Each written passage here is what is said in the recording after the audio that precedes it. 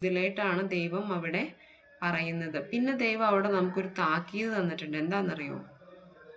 ദൈവം പറയുന്നുണ്ട്, നീ എൻ്റെ പുത്രനാണ്, ഞാനാണ് അവരെ വാഴിച്ചതെന്ന് നിങ്ങൾ മനസ്സിലാക്കിക്കൊള്ളുവിൻ. അവിടെ മനുഷ്യന് ദൈവം ഒരു താക്കീതാണ് നൽകുന്നത്. അതുപോലെ വേറൊരു വചനഭാഗത്ത് പറയുന്നുണ്ട്, കർത്താവിൻ്റെ അഭിഷക്തനെ തൊട്ടുപോകരുത്. അപ്പോൾ ഇതാണ് ശരിക്കും ദൈവം എന്താ പറയുക, ദൈവത്തിൻ്റെ അഭിഷക്തന്മാരെ, കർത്താവിൻ്റെ അഭിഷക്തൻ എന്ന ഭാഗത്ത് പറഞ്ഞേക്കുന്നത്. പിന്നെ ദൈവം പ്രഭാഷകന്റെ പുസ്തകത്തിൽ പറയുന്നുണ്ട്, കർതൃകോപം സാവധാനമേ വരികയുള്ളൂ. അതായത് ദൈവം അവിചാരിതമായി ഉണർന്നെഴുന്നേൽക്കുകയും നിന്നെ നശിപ്പിച്ച് കളയുകയും ചെയ്യും. ഇനി ദൈവത്തിന് എപ്പോഴാണ് കോപം തോന്നുന്ന മനുഷ്യനോട്?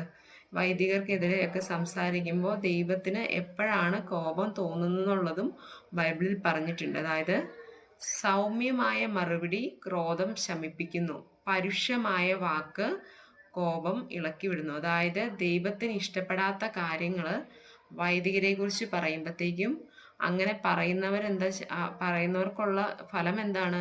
അവർ ദൈവത്തിൻ്റെ കോപത്തിന് അർഹരാവുകയാണ്. അതായത് അവരെ നമ്മളിൽ ദൈവത്തിനൊരു കോപം ഉണ്ടാവാനായിട്ട് നമ്മുടെ പ്രവർത്തികൾ ഉപകരിക്കുകയാണ് ചെയ്തതെന്ന് ഓർക്കുക.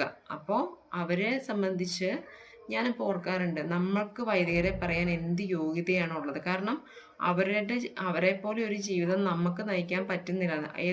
എല്ലാ സമയവും ദൈവത്തെ ശുശ്രൂഷിച്ച് ദൈവത്തിൻ്റെ വേല ചെയ്യുന്ന അവരെ പോലെ നമുക്കാകാൻ പറ്റുമോ? ഇല്ലല്ലോ. പിന്നെ എന്തിനാണ് അവരെ ഇങ്ങനെ നെഗറ്റീവായിട്ട് സമൂഹത്തിന് മുന്നിൽ അവതരിപ്പിക്കുന്നതെന്ന് എനിക്കിങ്ങനെ പലപ്പോഴും തോന്നിയിട്ടുണ്ട്. ഇനി മറ്റൊരു വസ്തുതയാണ് കാണിക്ക. നമ്മുടെ നേർച്ച കാഴ്ചകൾ, കാണിക്കയൊക്കെ, അതിനെക്കുറിച്ച് പുറപ്പാടിൻ്റെ പുസ്തകം 25-ാം അധ്യായത്തിൽ പറയുന്നുണ്ട്. അവിടെ ദൈവം ഇസ്രായേലിനോടൊരു കാണിക്ക ആവശ്യപ്പെടുകയാണ് ചെയ്തത്. അത് കഴിഞ്ഞ് ദൈവം പറയുന്നുണ്ട്, ഓരോരുത്തരും സ്വമനസാലെ തരുന്നത് സ്വീകരിച്ചു കൊള്ളുക എന്ന് കാണിക്കയുടെ അതാണ് ദൈവം ബൈബിളിൽ പുറപ്പാടിൻ്റെ പുസ്തകം 25-ാം അധ്യായത്തിൽ പറഞ്ഞിട്ടുണ്ട്. പിന്നെ പുതിയ നിയമത്തിലേക്ക് വരുമ്പോഴത്തേക്കും സീസറിന് നികുതി എന്ന ഭാഗത്തിൽ ദൈവം പറയുന്നുണ്ട്, ദൈവത്തിനുള്ളത് ദൈവത്തിന് കൊടുക്കുക. അപ്പോൾ